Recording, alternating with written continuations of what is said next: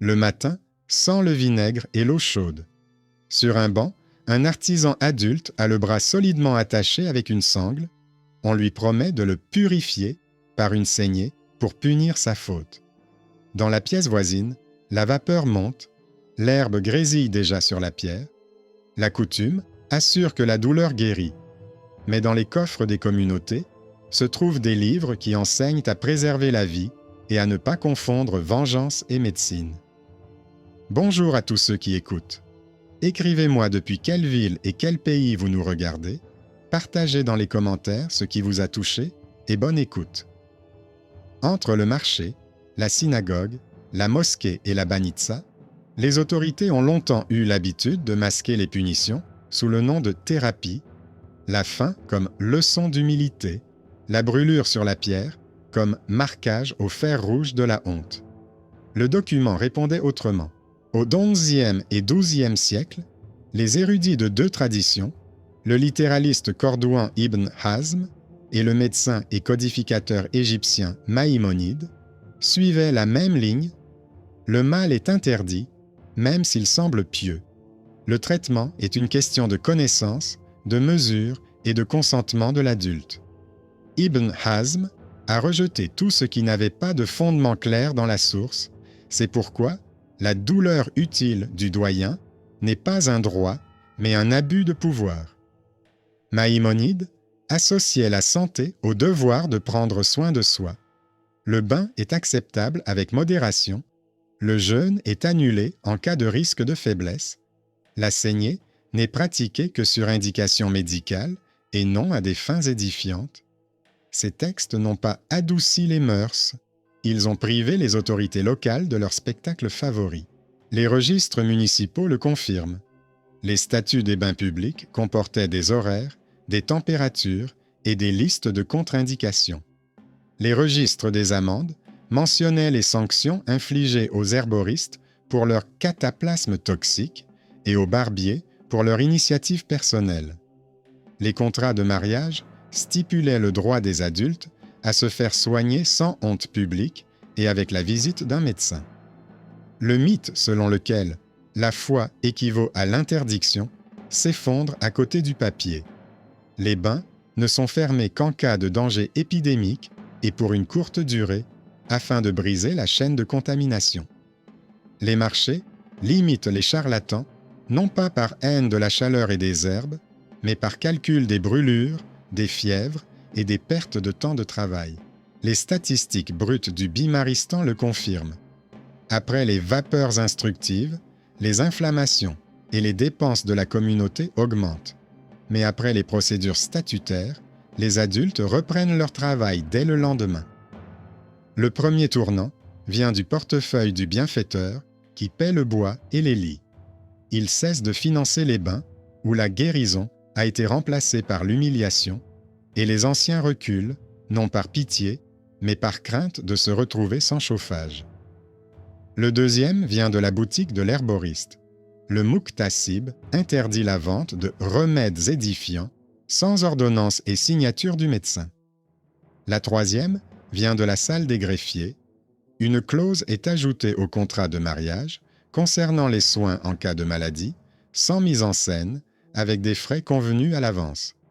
Ces décisions semblent comptables, mais ce sont elles qui mettent fin aux punitions thérapeutiques. Les archives judiciaires montrent comment la lettre se transforme en défense. Le cadi exige des explications du mentor qui recommande de longs jeûnes pour corriger le caractère. En l'absence de conclusion médicale et de fondement juridique, une amende, une suspension et la lecture publique du règlement du bain sont prononcées. Parallèlement, la synagogue réécrit la décision. Tout jeûne obligatoire pour les personnes affaiblies et malades est annulé, la priorité étant donnée à l'avis du médecin. On retrouve le même rythme chez Maïmonide, régime, progressivité, annulation des procédures en cas de fièvre. Chez Ibn Hazm, un filtre strict contre les souffrances bénéfiques inventées de toutes pièces. Différents arguments convergent vers un même point. Éliminer de la ville la violence déguisée en blouse blanche. Le plus effrayant ici, c'est la banalité des conséquences.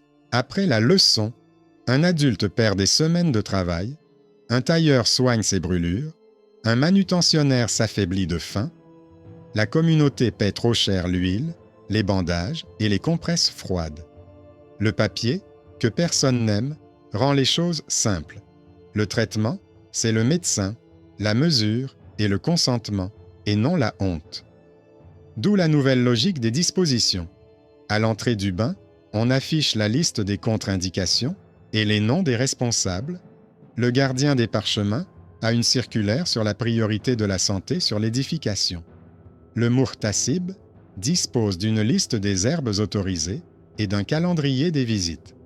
Pendant les mois chauds, les protocoles semblent insignifiants, mais ce sont eux qui empêchent la ville de se livrer à des spectacles purificateurs bon marché. C'est ainsi que se dessine la conclusion générale de la première partie du récit. Le mythe de la foi comme interdiction est une étiquette commode pour la pédagogie de quartier. Au contraire, le document sépare la discipline de la répression. La rigueur d'Ibn Hazm interdit la douleur utile comme une invention. La médecine prudente de Maïmonide prescrit un régime où la mesure est plus forte que le fouet. Le papier prend le contrôle du corps de ceux qui ont l'habitude de nourrir le pouvoir de spectacle et rend la médecine aux médecins et la décision aux adultes concernés.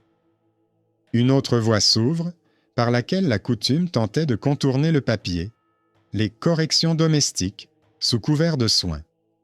Dans l'inventaire des ustensiles ménagers, on trouve des pierres chaudes, des herbes, des huiles, et à côté, des notes sur les écorchures, les brûlures et les évanouissements chez les adultes qui ont survécu à des leçons exemplaires. Le greffier du Bimaristan rassemble ces remarques particulières dans un tableau des causes et une conclusion sèche apparaît dans les marges. Là où les anciens et les mentors sont intervenus, les complications se multiplient. Là où les soins ont été prodigués, conformément au règlement et avec la signature d'un médecin, la personne reprend le travail le lendemain. L'aspect économique est le plus éloquent.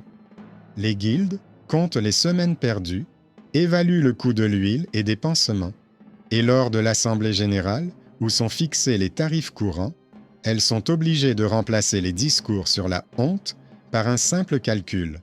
Ce qui est nocif est cher, et ce qui est cher est interdit. Pendant ce temps, les gardiens des rouleaux consacrent dans une décision communautaire la priorité de la santé sur l'édification, laissant au rabbin le devoir de lever tout jeûne obligatoire s'il sape les forces du malade et de transférer la décision à la compétence médicale. Il ne s'agit pas d'un geste moral, mais d'une nouvelle procédure dans laquelle le consentement d'un adulte et l'avis d'une personne compétente cessent d'être une demande et deviennent une règle.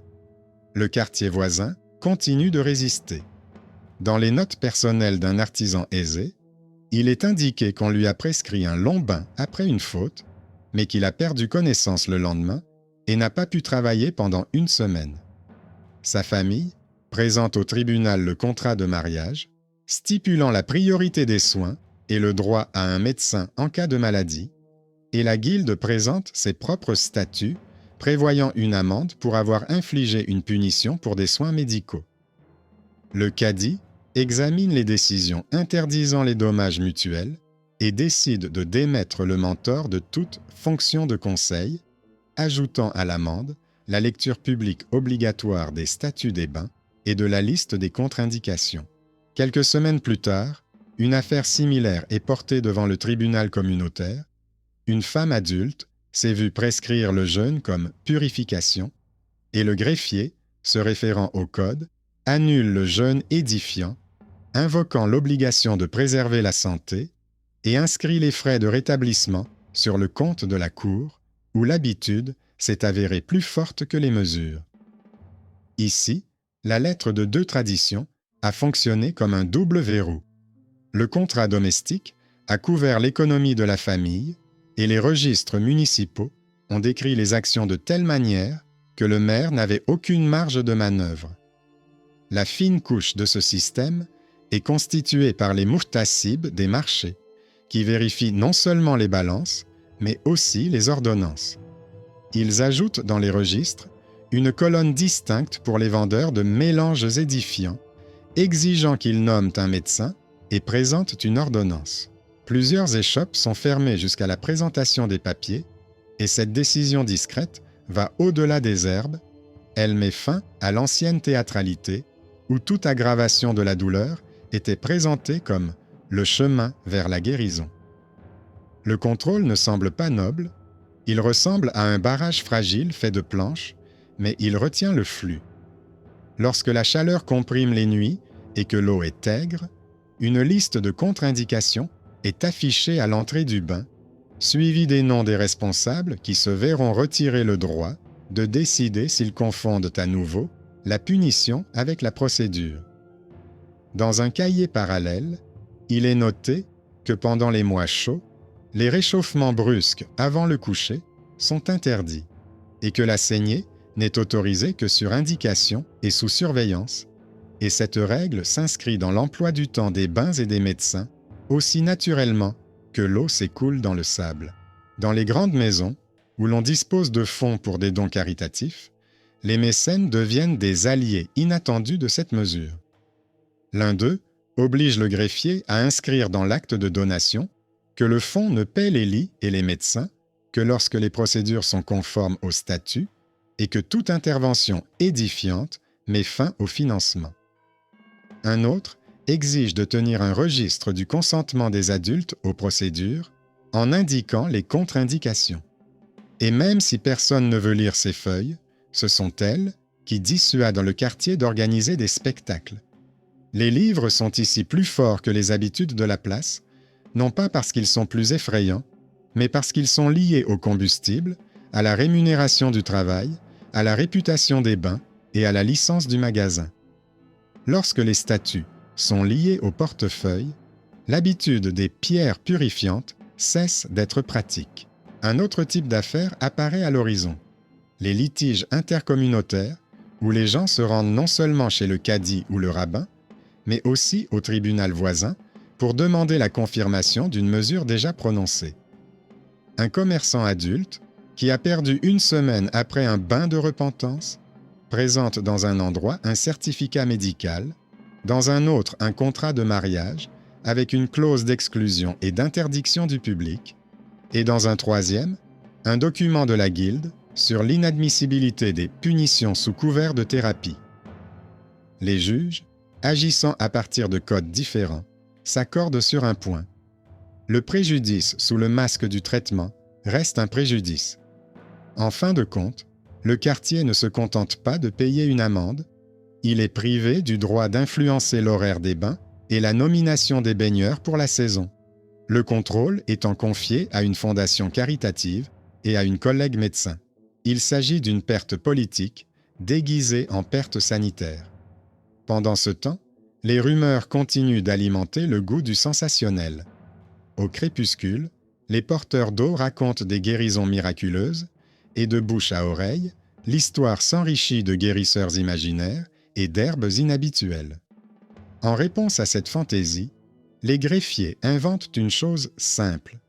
Ils affichent sur les murs, non pas des instructions, mais des listes de contre-indications avec une note précisant que la punition ne sera pas infligée à celui qui s'est trompé, mais à celui qui a donné des conseils sans en avoir le droit. Quelques affaires exemplaires avec destitution et retrait de licence ont plus d'impact que n'importe quel sermon. Les lignes sèches frappent par habitude plus précisément que les cris. Même les anciens têtus préfèrent soudainement se référer au médecin, car sinon, ils devront supporter les frais de l'audace d'autrui. Le test de résistance s'accompagne de signes inquiétants de maladie. Les bains publics sont fermés pour une courte période et des règles sont immédiatement édictées concernant la distribution d'eau, l'aération, l'antiseptique et la séparation des flux.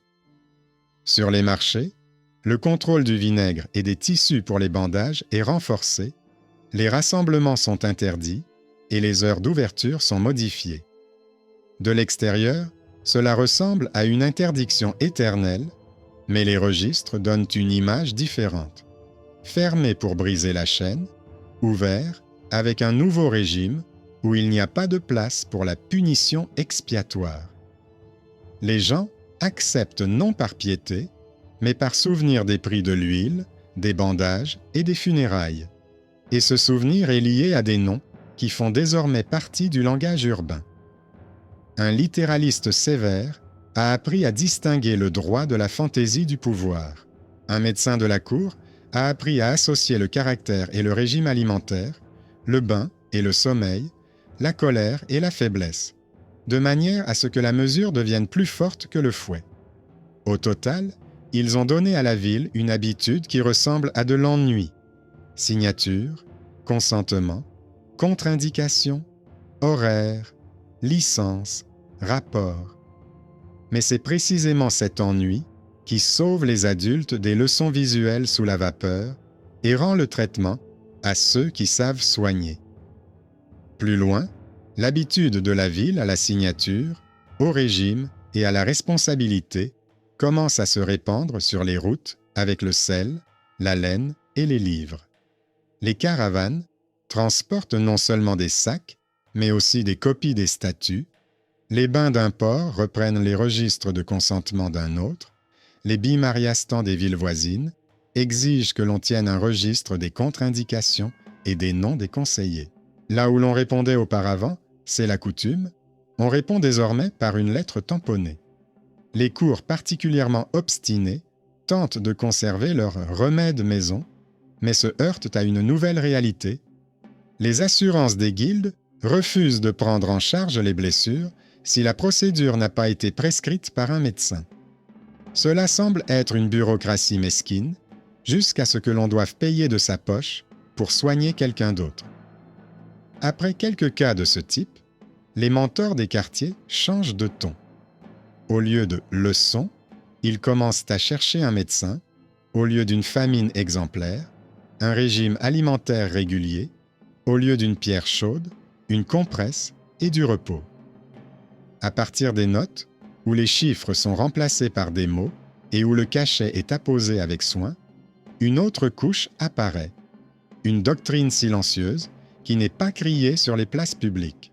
Dans les voûtes de la synagogue, la priorité accordée à la préservation de la vie est telle que toute discipline s'efface face à une menace pour le corps d'un adulte.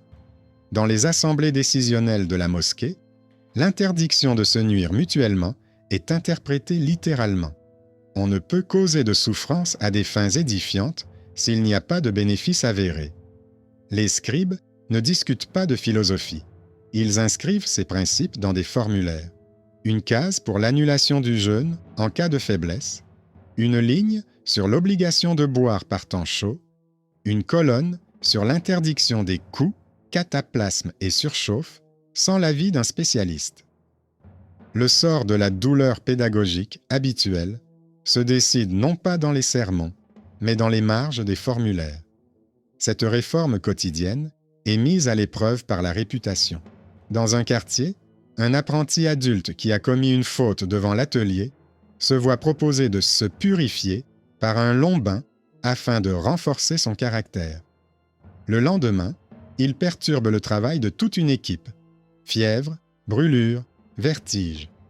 La guilde invoque ces statuts dans lesquels, après les scandales passés, est apparue la phrase suivante : « Les punitions sous couvert de thérapie sont une violation et les frais de rétablissement sont à la charge des initiateurs de la leçon. » La famille apporte un contrat de mariage stipulant la priorité des soins et le droit du médecin d'interrompre toute cérémonie si elle nuit à la santé. Après avoir vérifié les 3 documents, le cadi destitue le chef de famille pour la saison et prive la cour du droit d'influencer l'horaire des bains. Dans le livre parallèle du bimaristan, une nouvelle rubrique apparaît. Qui a payé le traitement? La trésorerie du quartier, car le préjudice a été déguisé en aide.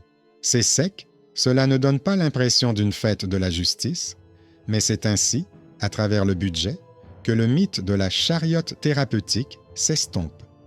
Une autre version de la même histoire se déroule dans le quartier voisin. Une femme adulte se voit imposer un jeûne purificateur alors que le cahier de la maison fait état de signes d'épuisement. Le gardien des parchemins rend la décision de la communauté, annulation de toute abstinence obligatoire en cas de menace pour la santé, avec transfert immédiat de la décision entre les mains du médecin. Les frais de rétablissement sont à la charge de la maison où l'édification a dépassé les limites. Derrière la porte, on murmure que, autrefois, de telles choses étaient considérées comme une vertu. Mais sur la porte est affiché un document avec la liste des contre-indications et les noms des responsables, et tout le monde comprend, désormais, il ne faudra plus discuter avec le vent, mais avec la signature. Entre-temps, les marchés s'adaptent. Les Muktasibs ajoutent une rubrique « Origine de la recette » dans leur registre. Le vendeur qui propose des « mélanges contre le mauvais caractère » est tenu de nommer le médecin et de montrer la note. Les échoppes, où les recettes s'avèrent être des inventions, sont fermées pour une durée déterminée et leurs propriétaires sont privés du droit de vendre des huiles jusqu'à leur réadmission. De telles mesures ne semblent sévères qu'aux anciens, qui appréciaient l'ancienne théâtralité. Pour les artisans ordinaires, elles deviennent une assurance. Moins d'aventures, moins de temps d'arrêt. La doctrine de la mesure s'inscrit dans le mode de vie, non pas parce que les gens sont devenus plus gentils, mais parce qu'ils ont compris le prix d'une audace stupide. Plus loin, la ville se rend compte qu'elle ne vit plus de mythes, mais de protocoles. La chaleur n'est pas une raison pour brûler la honte, mais pour ajouter dans le règlement une ligne sur l'aération et les courtes visites, sur l'eau chaude avant le bain de vapeur et le repos obligatoire après. Les vents humides sont une raison pour baisser temporairement la température et augmenter la distance entre les séances, et non pour organiser une repentance collective sur le sol en pierre. Les signes de maladie sont une raison pour fermer le bain, distribuer de l'eau dans les maisons et faire des visites médicales, et non pour organiser des leçons honteuses. Et chaque mesure de ce type est étayée par une colonne de papier, consentement, contre-indication, horaire, prescription, signature. Il est difficile de contester cette colonne car elle soutient le toit. À la périphérie d'une des rues commerçantes, un autre scénario se déroule dans la maison d'un relieur, celui d'un texte que les autorités ont longtemps tenté de corriger. Une série de feuilles où des personnages adultes testent les limites du rire et du désir est à nouveau découverte lors d'une perquisition. La boutique est fermée pour un certain temps. Le maître montre les éditions censurées avec des préfaces et des corrections auxquelles les catalogues ont habitué. Derrière la cloison se trouvent des listes complètes pour les cabinets privés, pour les scientifiques, sans diffusion publique. Il ne s'agit pas d'une duplicité fortuite, mais d'un ordre établi. Le marché n'est pas complètement étouffé, mais on ne laisse pas sortir dans la rue ce qui pourrait facilement se transformer en carnaval contre les institutions. Le compromis se traduit par des mesures et des formats, autorisés sous certaines conditions, admis dans un cercle restreint, interdits sans déclaration. Et dans cette construction, le plus important n'est pas le rituel de l'interdiction, mais une économie stable. Le contrôle rapporte des revenus, et les revenus atténuent le choc. Dans de tels moments, on voit clairement comment les deux lignes s'assemblent en un seul mécanisme. Là où l'on a tenté de contrôler le corps par la honte, le document a obligé à consulter un médecin et un être humain. Là où l'on a tenté de brûler le texte par des interdictions, le document l'a apprivoisé par un formulaire d'accès et des règles de vente. Dans les deux cas, ce n'est pas un slogan retentissant qui l'emporte, mais une technique pédante. De là naît une nouvelle coutume, ne pas mettre en scène un spectacle à la place des soins et ne pas organiser de tribunal populaire sous prétexte de lutter contre les libertés. Pas de romantisme, seulement des cachets, des signatures et des inventaires. Cependant, la dernière vérification ne vient jamais du bureau, mais de la vie quotidienne fatiguée. Dans une cour étroite, un maître adulte, habitué au travail pénible, revient du bain avec de la fièvre. les vieux voisins insistent sur le remède éprouvé, la faim et une longue vapeur. Sa femme sort la liste des contre-indications affichées à l'entrée et le règlement du bimaristan, où il est écrit à côté du cachet que toute procédure purificatrice est interdite en cas de fièvre. Le médecin arrive, ordonne de le rafraîchir, de le faire boire, de le nourrir par petites quantités, annule le travail pendant quelques jours et laisse un planning. Au bout d'un jour, la fièvre baisse et quelques jours plus tard, l'homme reprend son travail. Le doyen, apprenant cette initiative personnelle, arrive avec son indignation habituelle, mais se heurte à cette même liste de noms, où il figure lui-même comme responsable du respect du règlement. Il ne lui reste plus qu'à ordonner que la plaque à l'entrée soit mieux fixée et à partir. C'est une petite scène sans triomphe ni perdant, mais c'est elle qui montre comment l'ordre urbain a cessé de reposer sur les cris pour reposer sur un bout de papier. À la fin de la saison, plusieurs autres affaires de punition thérapeutique sont classées dans les archives et presque toutes aboutissent au même résultat: amende, suspension, relecture des statuts, transfert des pouvoirs du doyen à ceux qui ont les connaissances et les responsabilités nécessaires. Ces touches à peine perceptibles forment une habitude durable. Ce n'est pas la honte, mais la santé et la mesure. C'est ce qu'écrivent les autorités. C'est ce que pensent les trésoriers. C'est ainsi que soignent les médecins. C'est ainsi que signent les adultes qui doivent vivre avec les conséquences. La ville qui aimait les spectacles a appris à économiser le sang. Et c'est là un cas rare où le papier ne suit pas la foule, il s'interpose entre la foule et le corps et empêche de rendre la douleur belle.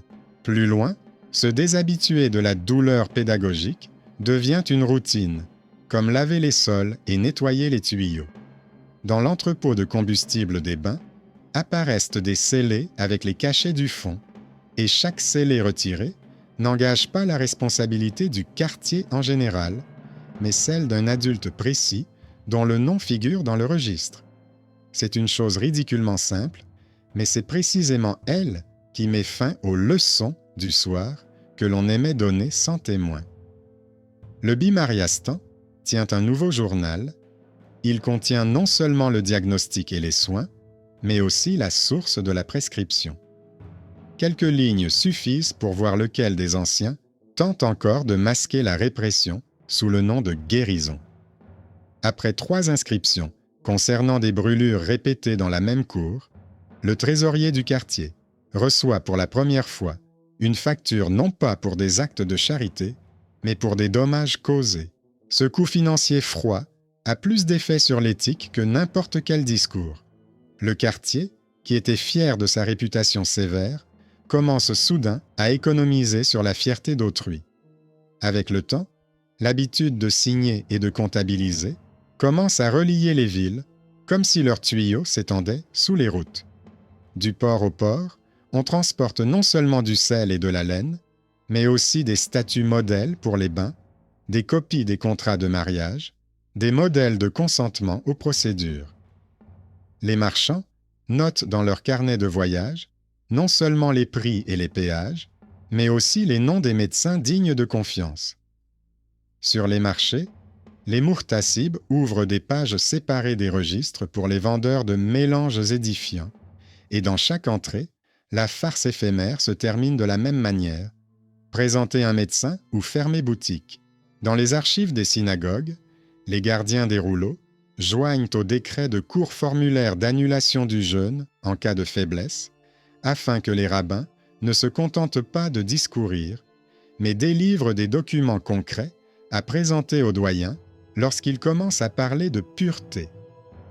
Tous les participants, adultes et fatigués, apprennent à vivre à travers une feuille, car une feuille est plus légère qu'une brûlure.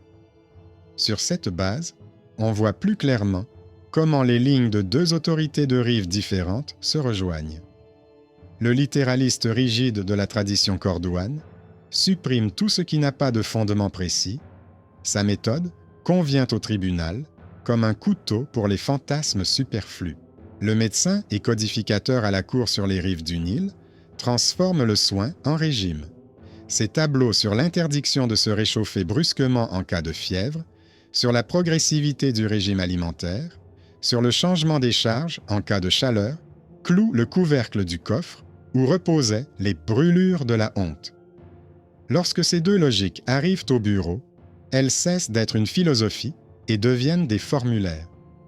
Là où hier, on décidait avec le fouet, aujourd'hui on passe en revue les signatures et les contre-indications. Et si auparavant, en réponse aux leçons, on entendait une timide requête, aujourd'hui, on entend un document qui est examiné au tribunal.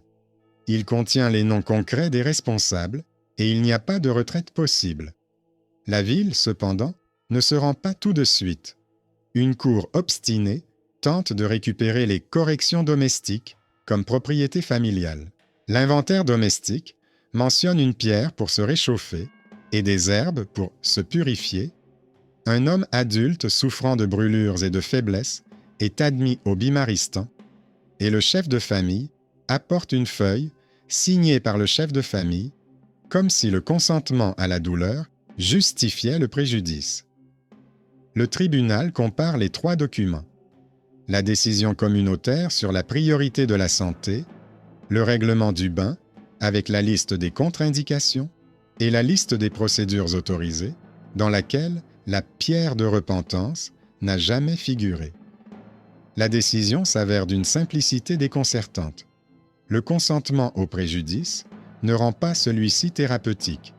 Les frais sont à la charge de la cour, le chef du village n'a pas le droit d'intervenir dans la procédure et il est privé du droit d'influencer le changement des bains publics.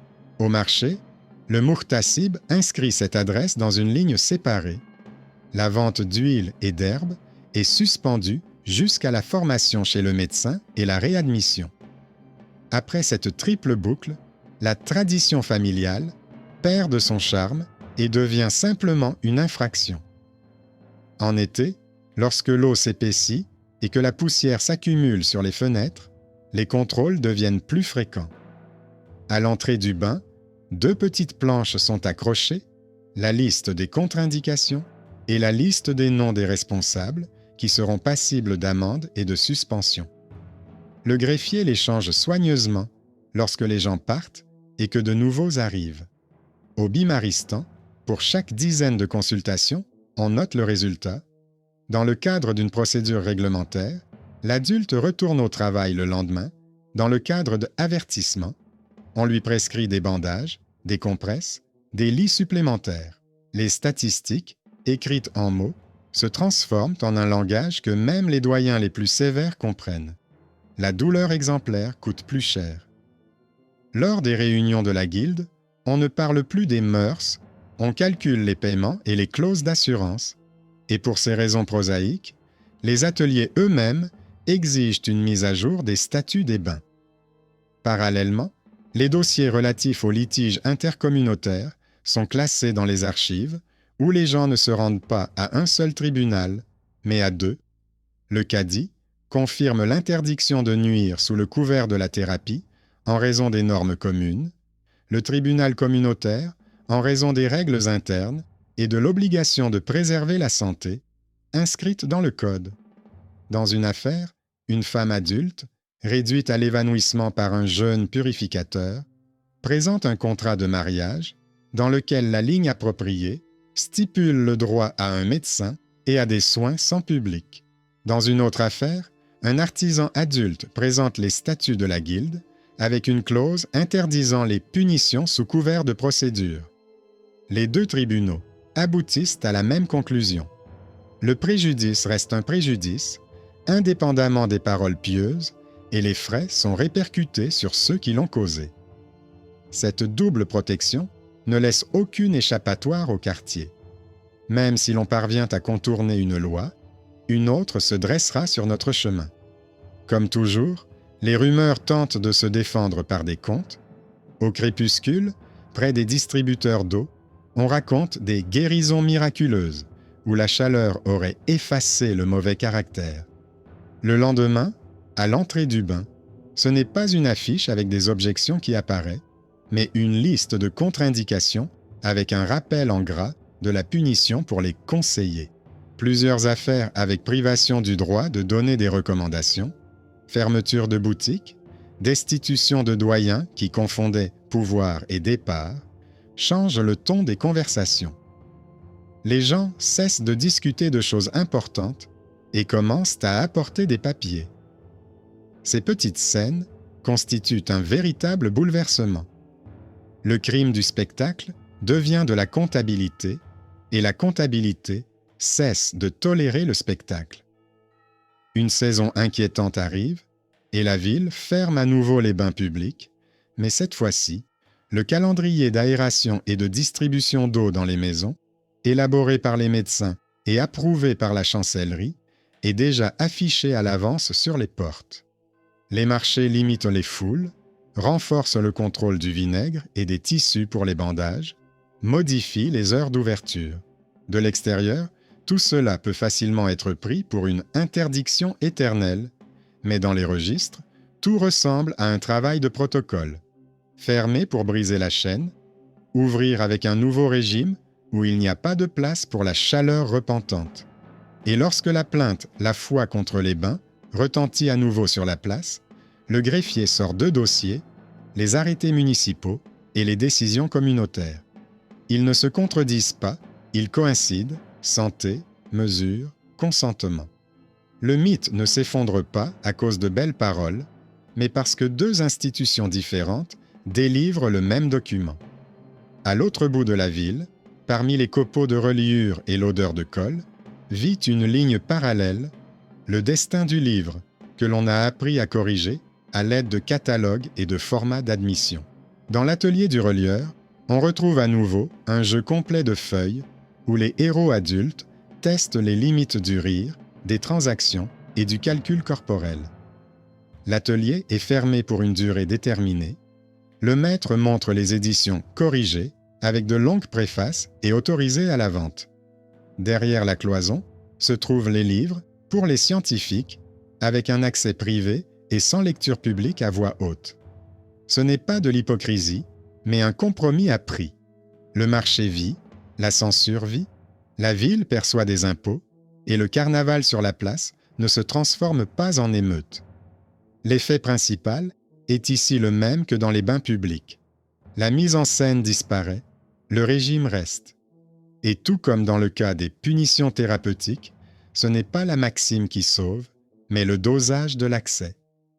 Les touches finales de cet arc se rassemblent en une journée ordinaire. Lors d'une réunion à laquelle assiste le trésorier, le muhtasib, le gardien des parchemins, le médecin et 2 scribes, une forme unique de feuille de sortie est approuvée. Elle comporte 4 lignes principales, le consentement de l'adulte, les contre-indications, le nom du responsable, la signature du médecin. Sous le formulaire, il y a une référence au règlement municipal des bains et au décret communautaire sur la priorité de la santé que tout le monde peut consulter dans les archives.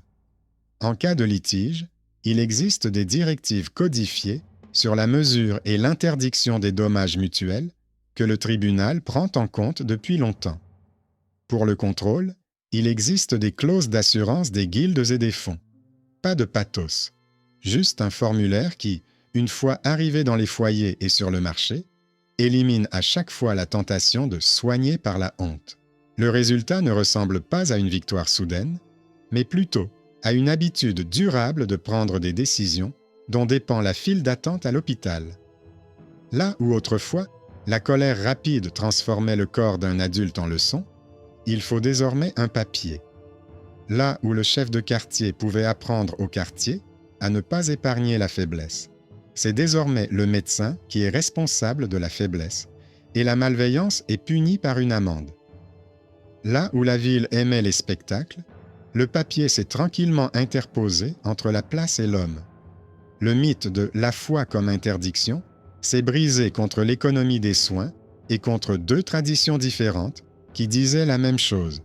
Ce n'est pas la honte, mais la santé et la mesure qui doivent être écrites. Cela signifie qu'à la fin de cette ligne, il n'y a pas de fanfare, mais des signatures claires. Ce sont elles qui sauvent lorsque la chaleur est oppressante, que les rumeurs vont bon train et que le vent arrache la plaque à l'entrée du bain. Les signatures la remettent en place. La ville s'appuie ensuite sur l'inertie des procédures, et c'est précisément pour cette raison qu'elle résiste à la fièvre étrangère.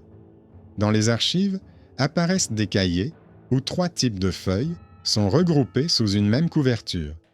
Le règlement du bain, avec la liste des contre-indications, le registre des consentements des adultes aux procédures et le relevé des paiements pour les affaires de préjudice causées sous le masque de la guérison. Le greffier aime l'ordre non pas pour des raisons esthétiques, mais par crainte des erreurs. Dans les marges, il note quand le traitement a été prescrit par un spécialiste et quand le starosta est intervenu. Au bout d'1 an, il y a suffisamment de lignes pour se présenter à la réunion des guildes avec des calculs arithmétiques secs, là où la douleur pédagogique couvrait la procédure, les dépenses en huile, bandages, jours de travail perdus et nouveaux lits augmentaient, là où l'on agissait conformément au statut, les adultes retournaient à leur travail le lendemain. Ce tableau ennuyeux fait ce que les reproches n'ont pas fait. Les anciens du quartier cessent de se disputer sur la moralité et commencent à se disputer sur les livraisons de combustible et le montant des cotisations d'assurance, car c'est leur portefeuille qui doit couvrir les conséquences des leçons. De l'autre côté du quartier, une autre couche de protection se forme. Les contrats domestiques et les actes de mariage, où l'on trouve désormais couramment des clauses sur le droit à un médecin, à des soins sans public, sur la priorité de la santé dans toute discipline. Lorsque la Cour obstinée tente de rétablir la longue vapeur comme correction, 3 documents sont posés sur la table en réponse: une décision communautaire interdisant les dommages sous couvert de traitement, le règlement du bain avec la liste des contre-indications et une clause matrimoniale sur la priorité des soins. Le tribunal n'élève pas la voix, il rassemble les feuilles, énumère les conséquences, fait supporter les frais aux instigateurs du spectacle et leur interdit l'accès au bain public pendant une saison. Aussitôt, le muhtasib ferme la boutique où l'on vendait des mélanges édifiants jusqu'à la présentation des ordonnances et de la signature du médecin. Toute la scène semble impersonnelle, mais c'est précisément cette impersonnalité qui change l'environnement. Le spectacle devient plus risqué que l'obligation de suivre les règles. Peu à peu, la mesure cesse d'être un mot théorique et devient un métier. Pendant les mois chauds, 2 panneaux en bois sont affichés à l'entrée du bain: la liste des contre-indications et la liste des noms des responsables. Ils sont réécrits lorsque les personnes changent, et cette petite action s'apparente à la lubrification d'une machine. Si on ne la lubrifie pas, tout grince et se casse. Au Bimaristan, à chaque 10e consultation, on ajoute une ligne indiquant qui a conseillé au patient de se rendre au hammam. Certains noms reviennent trop souvent, ce qui alerte le tribunal et le livre de compte. Le quartier ne paie pas pour de bonnes intentions, mais pour des dommages réels. Les anciens n'ont plus la possibilité de se retrancher derrière des discours sur l'honneur, car le registre des dépenses est sur l'étagère et il est impossible de le contester. Et c'est là que la rigueur de longue date du littéraliste de Cordoue fait soudainement effet. Sa méthode, qui semblait être une obstination académique aride, s'avère être un couteau pour les traditions irresponsables. Si la source ne donne pas l'autorisation de douleur utile, cette autorisation n'existe nulle part, ni dans la ruelle, ni dans les bains, ni dans le cahier de maison. Un autre instrument fonctionne à côté, les tableaux du médecin de Fustat, qui sont devenus le langage de la pratique urbaine. Ils sont copiés dans les statuts des bains, dans les décrets des fondations caritatives, dans les mémos des muhtasibs. En cas de fièvre, la surchauffe et la saignée sont interdites. Après le repas, il faut se reposer. Avant de se coucher, il faut être prudent. Pour les personnes faibles, annulation de toute purification. Ces points ennuyeux, secs comme de la brique, construisent une maison dans laquelle brûler la honte ne peut plus être considéré comme un souci. Les rumeurs murmurent encore du pouvoir miraculeux de la pierre chaude et du poids correcteur de la faim, surtout le soir près des distributeurs d'eau. Mais la feuille l'emporte sur la voie. À l'entrée du bain, ce ne sont pas des exhortations générales qui sont affichées, mais des interdictions concrètes avec les noms des responsables et le montant de l'amende que tout le monde connaît par cœur, même si elle est écrite en toutes lettres. Quelques mesures exemplaires: la destitution des mentors, la fermeture des boutiques, le transfert du contrôle du bain de la cour à une fondation caritative, changent les comportements plus rapidement que n'importe quel sermon.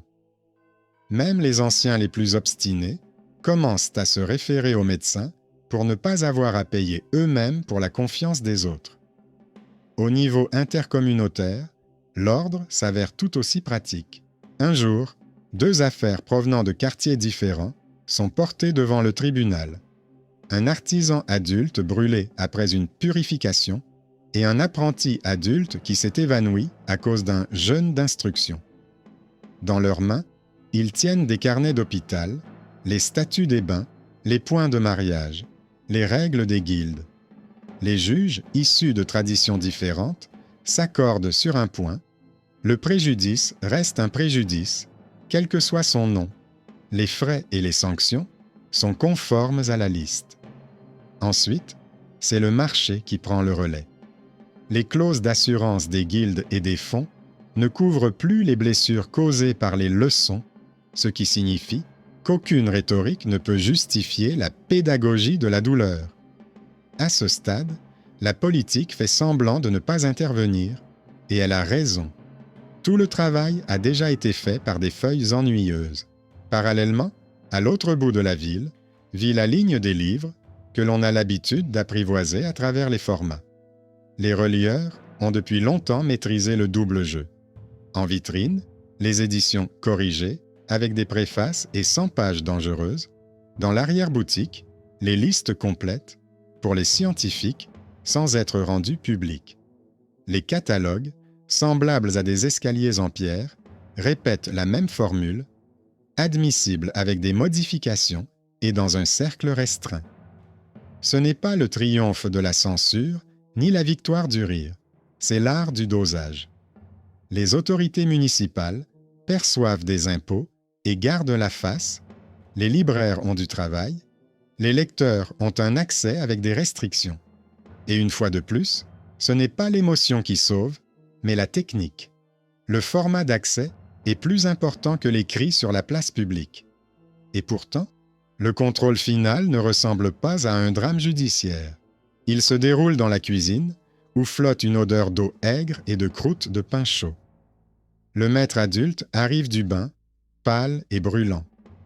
Les voisins chuchotent à propos d'un remède éprouvé. La femme sort une feuille avec les contre-indications et le règlement du bain, revêtu du sceau de la fondation. Le médecin arrive, laisse un programme de boissons, des compresses, une alimentation légère, l'annulation du travail pendant quelques jours. Le chef du village, habitué à jouer le rôle de maître, passe plus tard avec son habituel soupir sur la fermeté de caractère, mais se heurte à une autre fermeté, la liste des noms des responsables, où figure également le sien. Il ne lui reste plus qu'à vérifier que la plaque à l'entrée est bien fixée et à partir sans un mot. Quelques jours plus tard, le maître reprend son métier. Rien d'héroïque, pas de cri de victoire, juste une feuille qui s'est avérée plus forte que la précipitation d'autrui. C'est ici qu'il y a place pour un mythe clair et un document clair. Le mythe affirmait que la foi était une interdiction et une souillure, que les bains publics fermaient définitivement et que les livres étaient les ennemis du corps.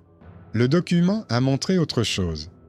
Les bains publics ferment pour une courte période en cas de signe de danger, afin de briser la chaîne. Ils rouvrent avec de nouvelles fenêtres et de nouveaux modes d'aération, avec des registres de contre-indications et de responsables. Les livres n'interdisent pas le désir, mais la moquerie des institutions sur la place publique, laissant le texte aux savants dans les cabinets où les adultes sont capables de garder le sens et la mesure. Le mythe affirmait que les passions ouvraient la voie à la peste.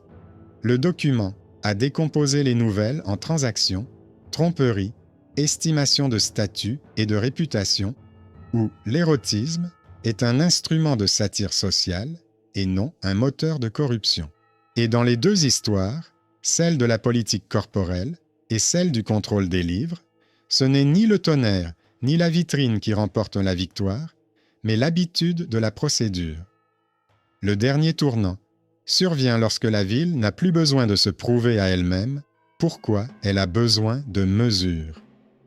Lors d'une réunion à laquelle assiste le trésorier, le muhtasib, le gardien des parchemins, le médecin et 2 scribes, un formulaire unique et succinct de sortie est approuvé. Consentement de l'adulte, contre-indication, nom du responsable, signature du médecin et référence au règlement du bain et à la décision communautaire sur la priorité de la santé. Le formulaire est préparé en plusieurs exemplaires, pour la maison, pour le médecin, pour les archives. Il n'est pas beau, personne ne le photographie, on le range simplement là où l'on met habituellement le pain et le sel. Mais désormais, quiconque tentera de transformer la honte en traitement se heurtera au bouclier en bois à l'entrée, à la ligne nominative dans le journal, à la clause d'assurance de la guilde et au nom immuable dans le code. Et quiconque voudra interdire le texte au nom de la tranquillité se heurtera à la formule d'admission éprouvée, avec des modifications, sans espace, pour ceux qui assument la responsabilité du contexte. La fin de cette chronique n'est pas construite sur le pathos.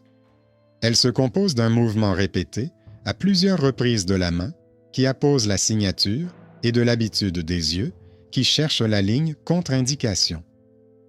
La ville, qui aimait les spectacles, a appris à choisir l'ennui lorsque les mains des adultes et leur capacité à reprendre leur métier de main en dépendent. Il n'y a pas ici de triomphe moralisateur, mais une décision humaine, ne pas confondre soin et punition, faire confiance à la médecine, à ceux qui la connaissent, lire les pages dangereuses, non pas sur la place publique, mais là où elles sont comprises et où elles ne deviennent pas un fouet. Les mythes continueront à crier fort, mais le papier restera silencieux, entre la place et le corps, entre la vitrine et la mémoire. C'est précisément son silence qui sauve.